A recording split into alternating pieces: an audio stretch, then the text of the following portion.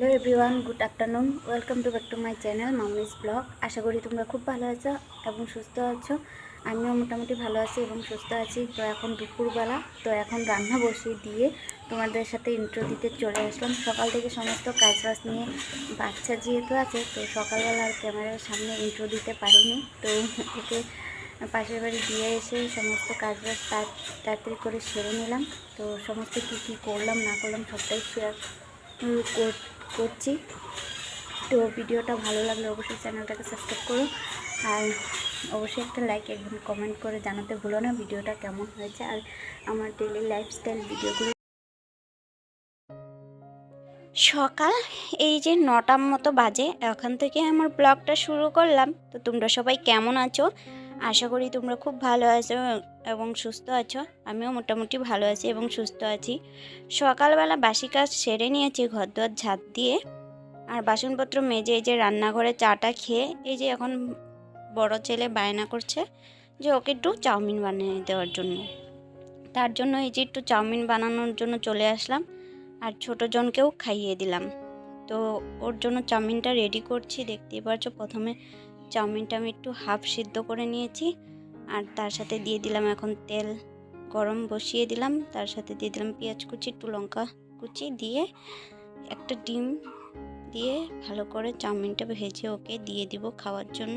তো চলো, ব্লগটা স্কিপ না করে পুরো দেখতে থাকো, অবশ্যই ভালো লাগবে।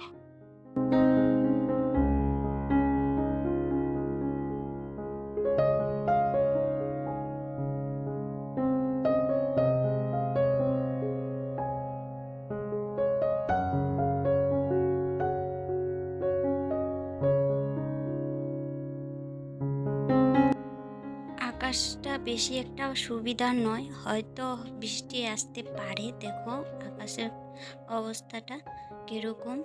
তো যাই হোক, ওইদিকে বাবু খাচ্ছে চাউমিন, আমি এদিকে আর ছোটো জনকে একটু পাশের বাড়িতে দিয়ে আসলাম। দিয়ে এসে এখন এই যে ঘরের কাজগুলো করে নিচ্ছি। যেহেতু আমার গুছানো শেষ কমপ্লিট, তাই এখন আমি ঘরগুলো মুছে নিচ্ছি। তো চলো।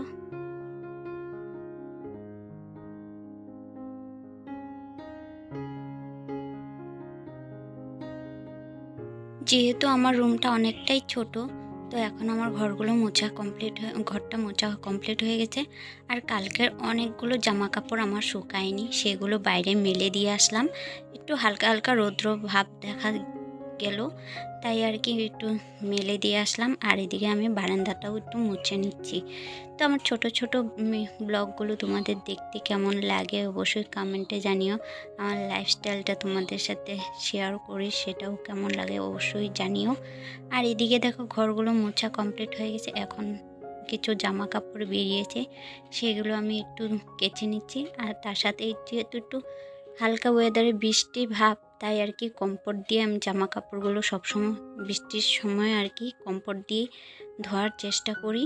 কেননা ওয়েদার খারাপ থাকলে জামা কাপড়গুলো একদিনে শুকায় না, তো দুদিন লেগে যায় শুকানোর জন্য। তো কমফোর্টটা দিলে অন্যরকম একটা সেন্ট থাকে, গন্ধ থাকে। আর এদিকে দেখো আমার জামা কাপড় কাচা কমপ্লিট, মেলাও কমপ্লিট। আর এখন করে নিচ্ছি চান।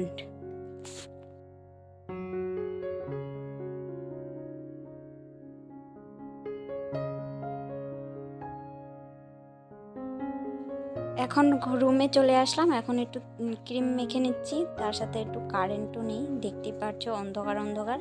যাই হোক, এখন তেল সিঁদুরটা দিয়ে নিচ্ছি। আর সব কিছু আমি ভিতরে ঢুকিয়ে রাখি, কারণ জানোই তো যদি ছোট বাবু থাকে তাহলে কিছুই থাকে না। আর এখন ও খুব দুষ্টুমি করে, কিছুই রাখা যায় না নিচে। যেহেতু আমার ঠাকুরঘর নেই, আমি ছোট্ট রুমটাতেই থাকি। আমার ছোট্ট রুমটাকে একটু ঠাকুর পুজো দিয়ে নিচ্ছি এখন। তো যাই হোক, ঠাকুর পুজো দেওয়া কমপ্লিট। আর এদিকে দেখো শাশুড়ি মা ওকে নিয়ে আসলো, যেহেতু ঘুমায়নি, এখন প্রায় বাজে 11টার মতো বাজে। তো ওকে ঘুম পাড়িয়ে চলে যাব আর কি রান্না করতে। তো দেখো ও এখন ওই যে দুষ্টুমি করছে, খেলা করছে। তারপরে দেখি ওকে ঘুম পাড়ানো যায় কি না। তো পাপ্পি দাও, আয়তা পাপ্পি দাও, আয়তা পাপ্পি দাও।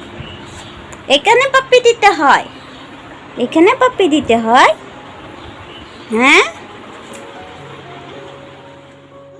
তো ওকে ঘুম পাড়ানোর জন্য আমার চলছে যুদ্ধ। তো কিছুতে ঘুমাচ্ছে না, দেখো পুতুলটা নিয়ে দুষ্টুমি করে যাচ্ছে। ফাইনালি অনেকক্ষণ খেলার পর ও ঘুমিয়ে পড়লো। তো দেখতেই পাচ্ছ পুতুলটাকে নিয়ে ঘুমিয়ে পড়লো। আর এদিকে যাই হোক, লাইটটা বন্ধ করে আমি এখন রান্নাঘরে চলে যাবো। তো আজকের ব্লগ এই পর্যন্তই। সবাই ভালো থাকো, সুস্থ থাকো, টাটা।